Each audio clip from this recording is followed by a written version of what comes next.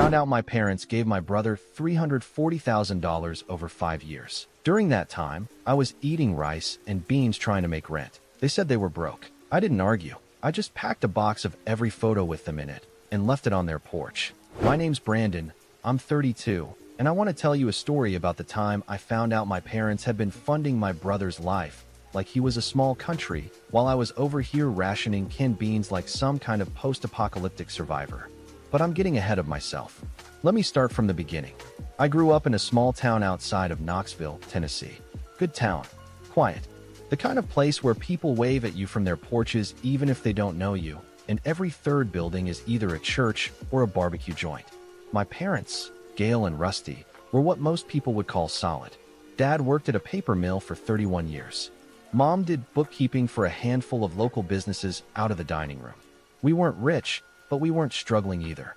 We had a 3-bedroom house, a decent yard, and a trampoline that my brother Colton and I nearly killed ourselves on every summer. Colton is 3 years older than me. And look, I love my brother. Or I did. Or I do. Honestly, I'm still working that one out. Growing up, Colton was the golden child. Not in an obvious, movie villain way. More like a slow drip. He was the one who got the new cleats while I got his hand-me-downs. He was the one who got to pick the restaurant on his birthday, while mine was always whatever Mom already had in the fridge. Little stuff. Stuff you don't even register as unfair when you're a kid because you don't have a frame of reference yet. You just think that's how families work. Now, I'm not saying my parents were bad people. I want to be clear about that because I know how the internet works and I don't need 1,000 comments telling me to go no contact before I finish the story. My parents weren't villains. They were regular people who made choices, and those choices had consequences that they either didn't see or didn't want to see. There's a difference between being cruel and being careless, and it took me a long time to figure out which one applied to them. Colton played football in high school. Quarterback. Not a great one if I'm being honest, but my parents acted like he was about to get drafted by the Titans. Every Friday night, they were in those stands, matching jerseys, screaming his name. When I joined the debate team sophomore year and qualified for state, my mom said, "Oh, that's nice, honey." That was it. That was the full review. I went to college at UT Chattanooga on a partial academic scholarship. Colton went to a trade school for welding, which is a perfectly fine career, but the point is that neither of us was handed some golden ticket. Or so I thought. My parents told me early on that they couldn't help with tuition. They said they were stretched thin, that the economy was tough, that I should be grateful for the scholarship and figure the rest out. And I did. I took out loans. I worked 2 part-time jobs. I ate ramen so often that to this day the smell of beef-flavored seasoning makes me mildly nauseous. After college, I moved to Nashville.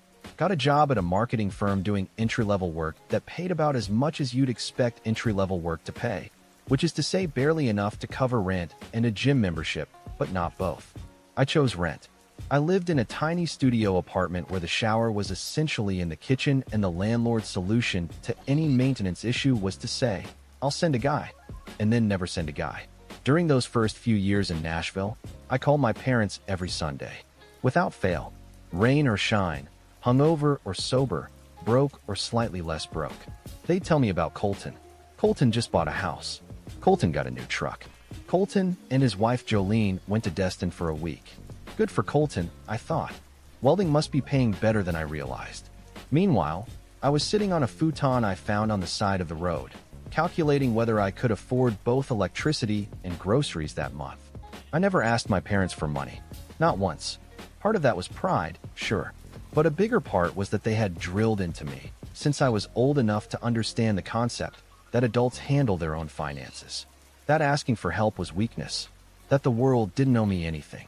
And I believed them. I believed them completely, which makes what I found out later so much worse.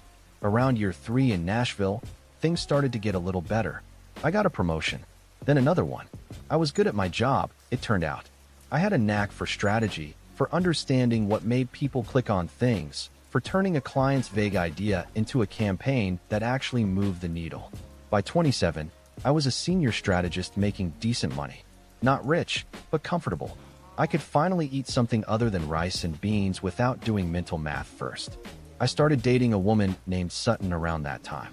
She was a nurse at Vanderbilt, smart as hell, funny, The kind of person who could walk into a room full of strangers and have 3 new best friends within 10 minutes. She also had zero tolerance for nonsense, which I found both terrifying and deeply attractive. She came home with me for Thanksgiving that first year, and I could tell my parents liked her, even if my mom spent most of dinner talking about Jolene's new kitchen renovation like it was the Sistine Chapel. Everything was fine, normal, or at least I thought it was normal because I didn't know any better. Then came the day that blew the whole thing open. It was a Tuesday in March. I remember because Sutton and I had just gotten back from a long weekend trip to Asheville, and I was in a good mood. Work was going well. Life was going well. I called my mom just to check in, and somewhere in the conversation, she mentioned that Colton was having some financial trouble, that he and Jolene were behind on their mortgage. I said, "That's rough. I hope they figure it out." And my mom said, "Well, we're going to help them. We've been helping them. You know that." I didn't know that. I absolutely did not know that. I said, "What do you mean you've been helping them?" And there was this pause. This long, ugly pause. The kind of silence that tells you everything before a single word is spoken. "Brandon," she said, "we've been giving Colton money for years. To help with the house, with the truck, with different things. It's just what parents do." My stomach dropped. Not like a little flutter. Like an elevator with the cables cut. "How much?" I asked. Another pause. "I don't think the exact number matters." "Mom, how much?" She sighed like I was being unreasonable. Like I was the one making this awkward. And then she said a number that I will never forget for as long as I live. Around $340,000. Over the last 5 years or so. $340,000. I'm going to let that number sit there for a second because that's exactly what it did to me. It just sat there, in the air between my ear and the phone, like a grenade with the pin already pulled. $340,000. Given to my brother. While I was told they couldn't spare a dime. While I was rationing groceries like a college student well into my mid-20s. While I was building a life from scratch with my bare hands, and a partial scholarship and more student loan debt than I care to think about. $340,000. And they never said a word. $340,000. I need you to sit with that number for a second. Because I had to. I sat with it for about 3 straight days, actually, and it never once got easier to swallow. During the 5 years my parents were funneling money to Colton, I was living in a studio apartment with a shower that leaked brown water every other Thursday. I was eating rice and beans 4 nights a week because I couldn't afford real groceries. I was walking to work in January because my car needed a repair I couldn't pay for. And every single time I called home, every single Sunday, my parents told me they were broke. They said the mill wasn't paying Dad what it used to. They said Mom's bookkeeping clients were cutting back. They said things were tight, and they were sorry they couldn't do more. They weren't broke. They were giving my brother nearly $70,000 a year. I didn't sleep that night. I just lay in bed staring at the ceiling while Sutton rubbed my back and said nothing because she's smart enough to know that sometimes there's nothing to say. She'd heard the whole phone call.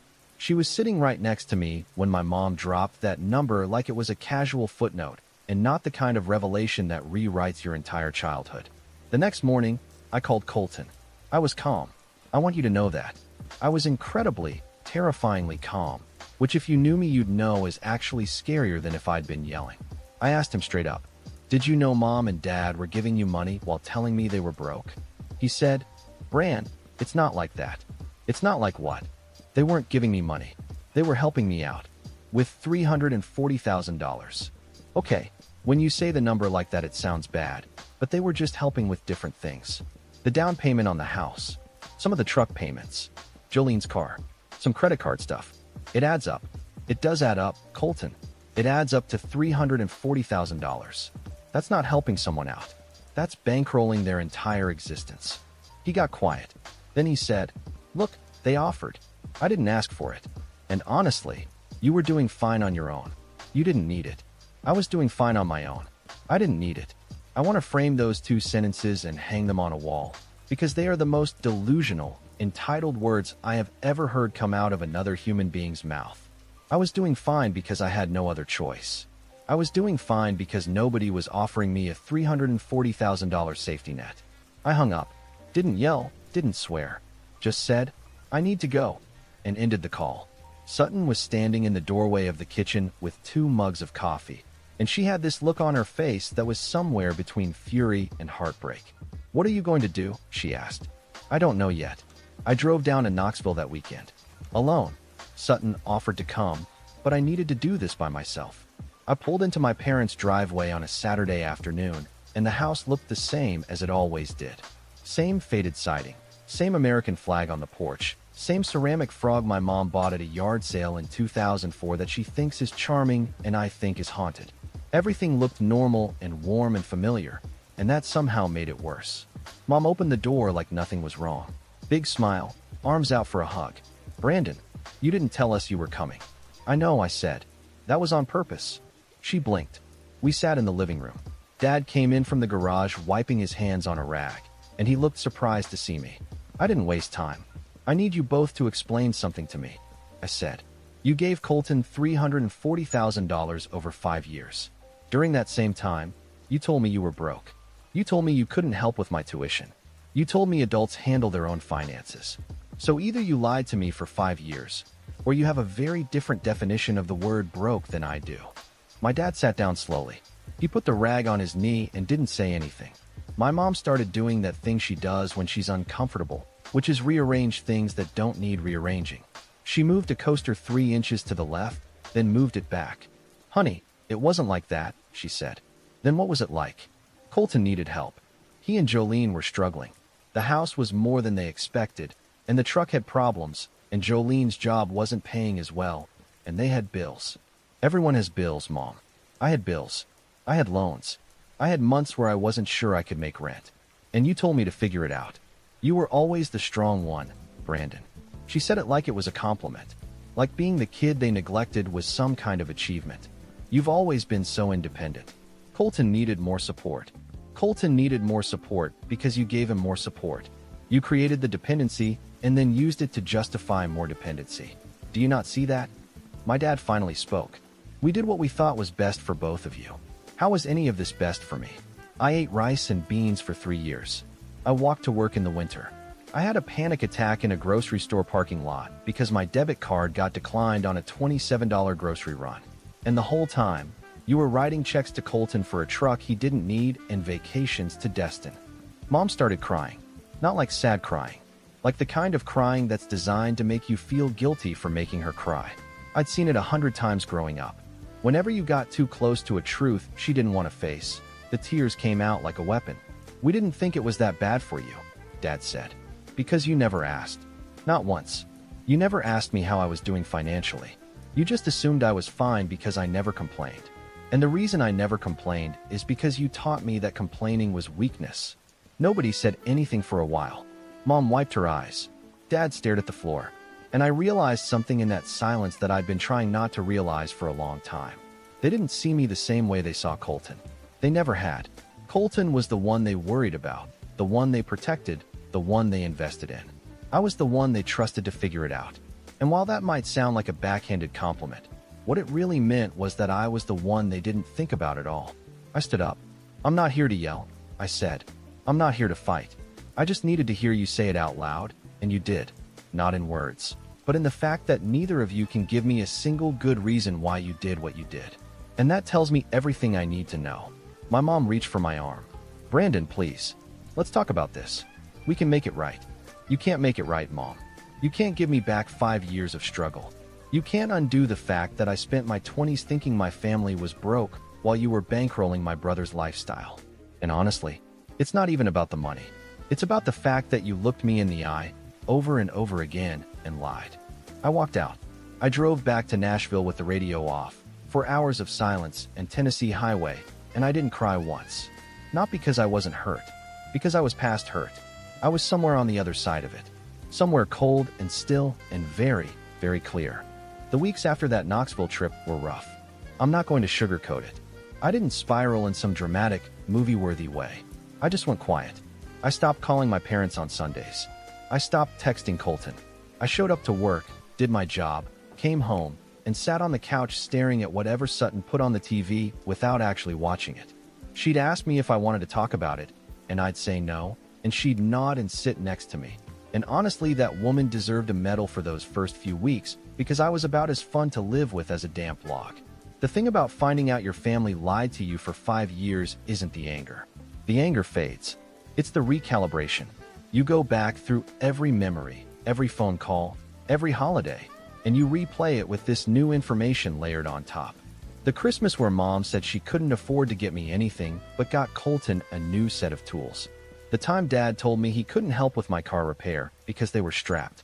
The Thanksgiving where Jolene showed up in a brand new SUV and my mom oohed and awed over it like it was a golden chariot and not a vehicle partially funded by the same parents who told me they were broke. Every single memory got rewritten, and the new version was uglier than the original. But here's the thing about hitting bottom. And I don't mean bottom in the catastrophic sense. I mean bottom in the emotional sense. The point where you've sat with the worst of it long enough that it loses its grip. You just get tired of being sad. The sadness becomes boring. And once it's boring, it's not powerful anymore. And once it's not powerful, you start to get up. For me, getting up started at work. My boss at the firm, a guy named Wes, pulled me into his office one afternoon about 6 weeks after everything went down. Wes was one of those guys who looked like he'd been born in a boardroom. Always had a coffee in one hand and a problem to solve in the other. He sat me down and said, "Brandon, you've been operating at about 60% for the past month and your 60% is still better than most people's 100. But I can tell something's off. What's going on?" I didn't want to get into it, but Wes had been good to me. He'd promoted me twice. He'd fought for my raises. So I gave him the short version. Parents lied about money. Brother got everything. I got nothing. And now I was trying to figure out how to process the fact that my family wasn't what I thought it was. Wes leaned back in his chair and said, "That's awful. I'm sorry. Now let me tell you something that might sound cold, but I mean it with love. The best revenge is a life they can't touch. So let's build you one." He wasn't wrong. And he put his money where his mouth was. Over the next few months, Wes started looping me into bigger projects. National clients. High-profile campaigns. Stuff that was above my pay grade, but not above my ability, as he put it.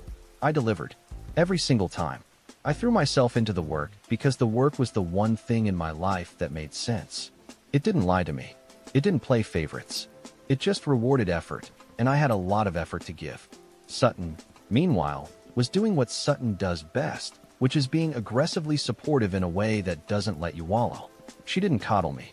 She didn't tiptoe around the subject. One night, about 2 months in, she sat across from me at dinner and said, "Okay, here's the deal. You can be sad about this for as long as you need, but you are not going to let it define you. You're too smart and too stubborn for that. So what's the plan?" I said, "The plan? Yeah. What do you want your life to look like in 2 years? Not in relation to your family. In relation to you." I thought about it. Really thought about it. And I said, "I want to be in a position where I never need anyone's help again. Where my success is so obviously mine that nobody can take credit for it." She smiled. "Good. Now eat your chicken." So that's what I did. I worked. I saved. I invested. Sutton and I moved into a nicer apartment. Then a nicer one. I got promoted again, this time to director of strategy. My salary nearly doubled. I started putting money away like my life depended on it, because for a long time it had. The scarcity mindset from my 20s never fully went away, but I learned to use it. I wasn't afraid of being broke. I was motivated by it. Around this time, I also started seeing a therapist. A woman named Dr. Embry, who had this way of asking questions that made you answer things you didn't even know you were carrying. She helped me understand that the favoritism wasn't about me. That it was about my parents' inability to see me as someone who needed things because I'd been trained to never show it. She said something I'll never forget. She said, "You didn't fail to ask for help. You succeeded at surviving a system that was designed to overlook you. And that's remarkable, but it's not sustainable." She was right. I'd been running on fumes for so long that I didn't even know what a full tank felt like. Therapy gave me that. Not all at once, not in some big dramatic breakthrough. Just slowly, week by week, like filling a bucket with an eyedropper. I stopped thinking about my parents every day. Then I stopped thinking about them every week. The anger didn't disappear, but it got quieter. It moved from the front of my brain to the back. It became something I could acknowledge without it controlling me. Months passed, then a year and a half. My parents tried to call a few times. My mom left voicemails that ranged from cheerful, "Just checking in, honey, we miss you," to guilt-laced, "I don't understand why you're punishing us, Brandon, we're your parents." Colton texted once. Just said, "Can we talk?" I didn't respond. Not out of malice. I just wasn't ready. And Dr. Embry told me I didn't have to be. By the time I was 31, I was in the best shape of my life. Professionally, personally, emotionally. I'd been promoted to VP of strategy at the firm. Sutton and I bought a house in a neighborhood we loved, with a porch and a yard and a kitchen that didn't double as a bathroom.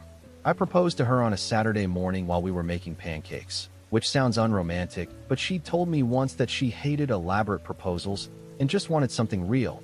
So I dropped to one knee with flour on my hands and a ring in my pocket, and she said yes before I even finished the sentence. Life was good, really good. The kind of good you don't trust at first because you've been conditioned to expect the other shoe to drop. But no shoe dropped. It was just good. And then, because the universe has a wicked sense of timing, my dad called. I almost didn't pick up. It had been over a year since I'd spoken to either of my parents. But something made me answer. Maybe it was curiosity. Maybe it was the fact that Dad never called. It was always Mom. Dad calling meant something was different. "Brandon," he said, "I need to talk to you. It's about your brother." And just like that, the other shoe dropped. My dad's voice on the phone sounded 10 years older than the last time I'd heard it. Thin, tired, like someone had wrung all the confidence out of him and hung him up to dry. "It's Colton," he said. "He's in trouble. Jolene left him about 4 months ago. Took the kids. And he's behind on everything. The house, the truck, credit cards. He owes people money, Brandon. Not just us. Other people." I sat on the edge of my bed and let that sink in. Sutton was in the doorway, and I could feel her watching me even though I wasn't looking at her. "What do you mean he owes other people money?" I asked. "He took out loans. Personal loans, some from guys he knows. The welding work dried up, and he tried to keep up the lifestyle, I guess. Your mother and I, we didn't know the full extent of it until Jolene called us last month. She said she couldn't do it anymore. She said he'd been hiding things. How much does he owe?" Dad cleared his throat. "Total? With the mortgage and everything? Close to $500,000. I actually laughed.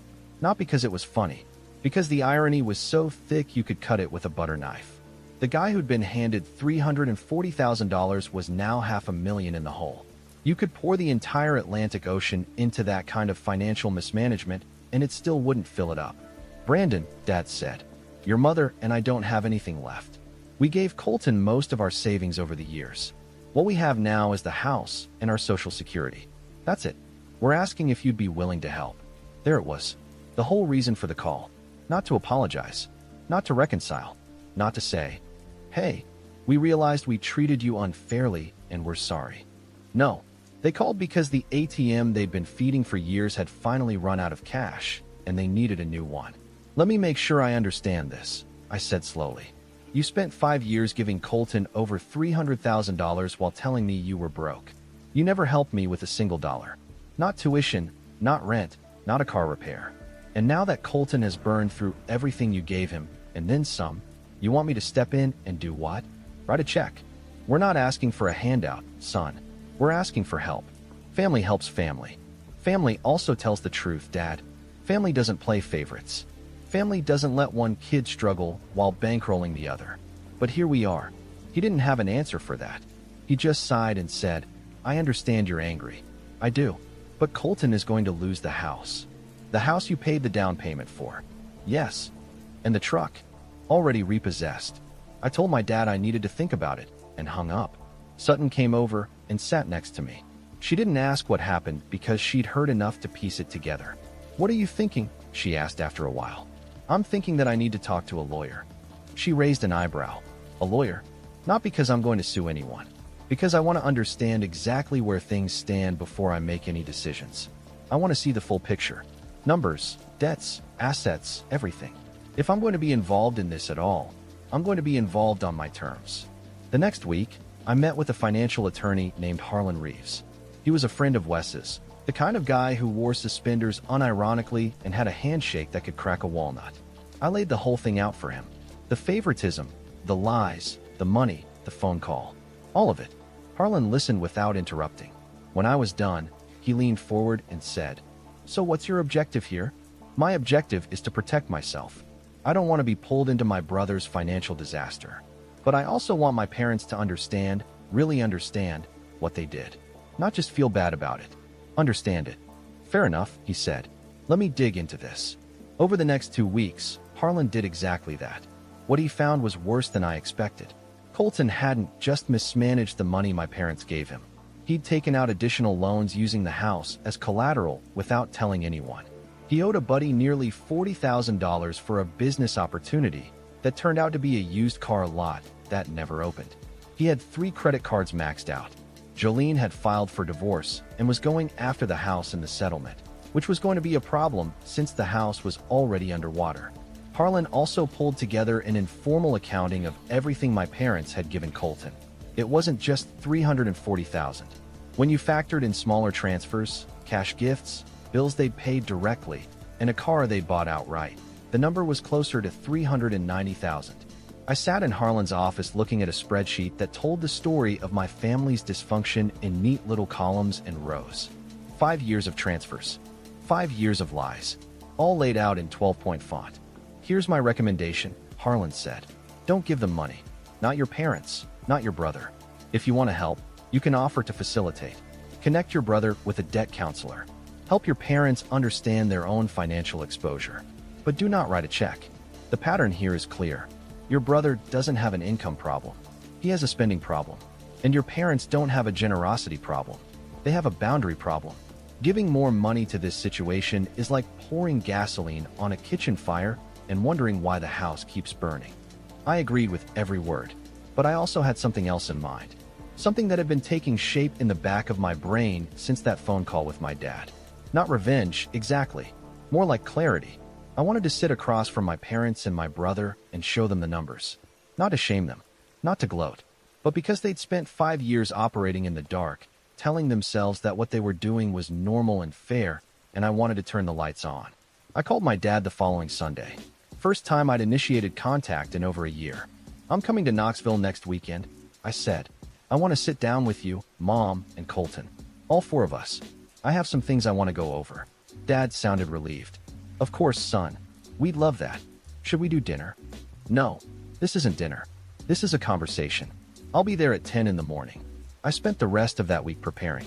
I printed out the financial breakdown Harlan had compiled. I organized everything into a clear, chronological timeline.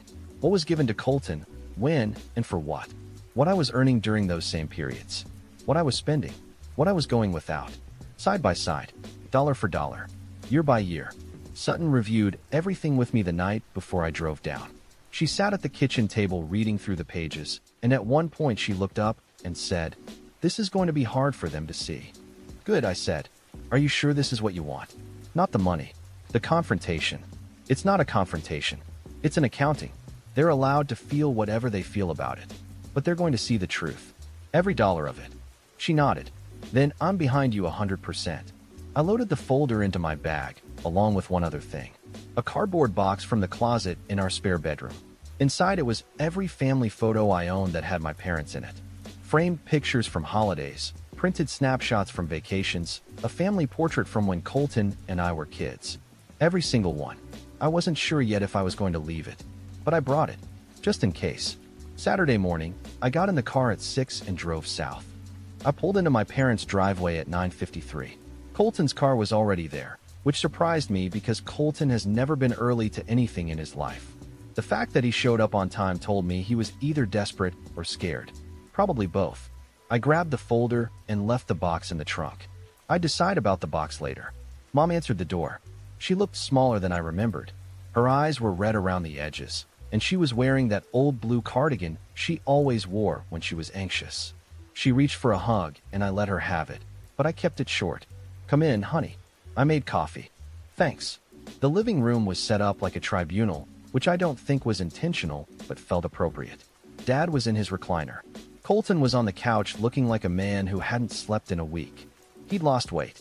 His eyes had that hollow look that comes from carrying more problems than solutions. When he saw me, he stood up. "Hey, Bran." "Hey, Colton." That was it. No handshake, no hug. Just 2 brothers standing on opposite sides of something that used to be trust. I sat down in the chair across from all 3 of them and opened the folder. "I'm going to walk you through something," I said. "And I'm going to ask you to let me finish before anyone responds. Can you do that?" They all nodded. Mom was already gripping a tissue. I started with the timeline. Year 1. Colton received $62,000 in financial assistance from Mom and Dad. During that same year, I was earning $34,000 before taxes, paying rent in Nashville, and eating rice and beans most nights. I called home that year asking if they could help me with a $400 car repair. Mom told me they couldn't swing it. That $400 was less than 2% of what they gave Colton that year. I showed them the numbers, the actual printouts, side by side. Year 2, $78,000 to Colton. I got promoted and started making $42,000. Still no help. Still told they were broke. Year 3, $71,000 to Colton. I had a panic attack in a parking lot because my card got declined. Year 4, $68,000. This was the year they bought Colton the truck outright. That same year, I walked to work for 2 months because I couldn't afford to fix my transmission. Year 5, $59,000. Plus assorted smaller transfers, bills paid directly, and a vacation that my parents funded. Total across all 5 years, not $340,000 like Mom originally said. $389,712. I set the last page down and looked up. Nobody was looking at me. Mom was staring at the floor. Dad was staring at his hands. Colton was staring at the wall. I don't want your money, I said. I want to be very clear about that. I'm not here to ask for $389,000. I'm not here to ask for anything. I'm here because for 5 years you told me a story about who we were as a family, and that story was a lie. And I needed you to see the truth. Mom spoke first. We didn't mean to hurt you. I believe that, I said. I believe you didn't mean to. But you did. And the fact that you didn't even realize it is part of the problem. You didn't think about me. I wasn't on your radar. Colton was the one you worried about. I was the one you trusted to survive. And I did survive. But survival isn't the same thing as being cared for. Colton cleared his throat. I didn't know about the car repair. I didn't know you were walking to work. Because you never asked either. He didn't have an answer for that. He just looked at his hands, and for the first time in my life I saw my brother look genuinely ashamed. Not defensive, not dismissive. Ashamed. My dad finally spoke. What do you want us to do, Brandon? I want you to sit with this. Not fix it. Not make excuses. Not cry about it and move on. I want you to understand what happened and why it was wrong. And I want you to understand that I'm not angry anymore. I'm just done pretending. I closed the folder and stood up. Mom looked panicked. Where are you going? Home. Brandon, please. We can work through this. We can go to counseling. We can do whatever you need. I looked at her for a long time.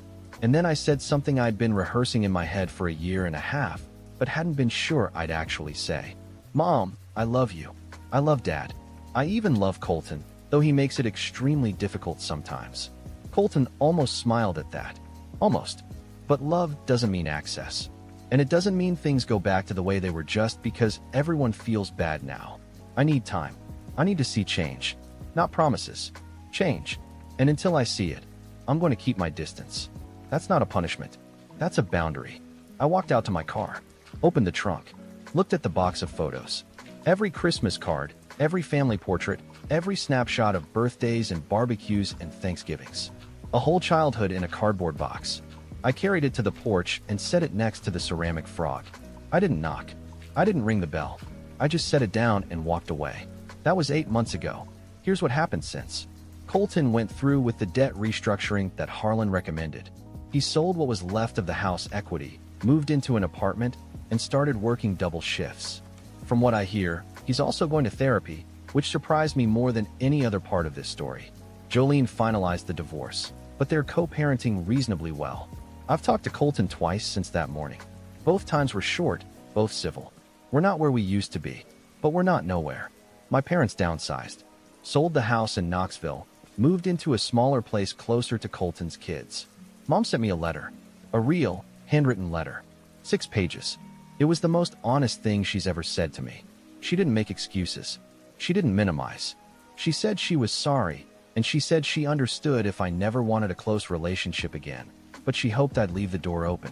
I read it 4 times. I haven't responded yet, but the door isn't closed. Dad called once. Didn't ask for anything. Just said, "I'm proud of you, son." I should have said it more. It was about 8 words, which for my dad is basically a Shakespearean soliloquy. I told him I appreciated it. I meant it. As for me, I'm doing better than I've ever done. Sutton and I got married 3 months ago.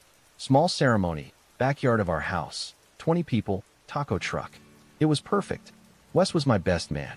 Dr. Embry sent a card. My parents were not invited, which was a hard decision but the right one. I sent them a photo afterward. Mom cried. I know because Colton told me. I got promoted again last month. I'm now a partner at the firm. My name is on the wall. Not bad for a guy who spent his 20s eating rice and beans and walking to work in the snow. I don't tell this story for sympathy. I tell it because I think a lot of people out there are living some version of it. You're the reliable one, the strong one, the one they don't worry about. And because they don't worry about you, they don't think about you. And because they don't think about you, they don't see you struggling. And you're just doing what they taught you to do, which is survive without asking for help. If that's you, hear me on this. Your strength is not a reason for people to overlook you. Your independence is not permission for people to neglect you. And you are allowed to set the box down on the porch and walk away. Not because you don't love them, but because you love yourself enough to stop pretending it didn't hurt. I still have one photo of my family. It's from a camping trip when I was about 8. Colton and I are standing by a creek, both missing front teeth, both grinning like idiots. I keep it in my desk drawer, not on the wall, in the drawer, because some things are worth remembering, even if you're not ready to look at them every day. And that's where I'm at. Not bitter, not broken, just building a life on my own terms, the same way I've always done it. Except now, I know exactly what that's worth. And it's worth a hell of a lot more than $389,000.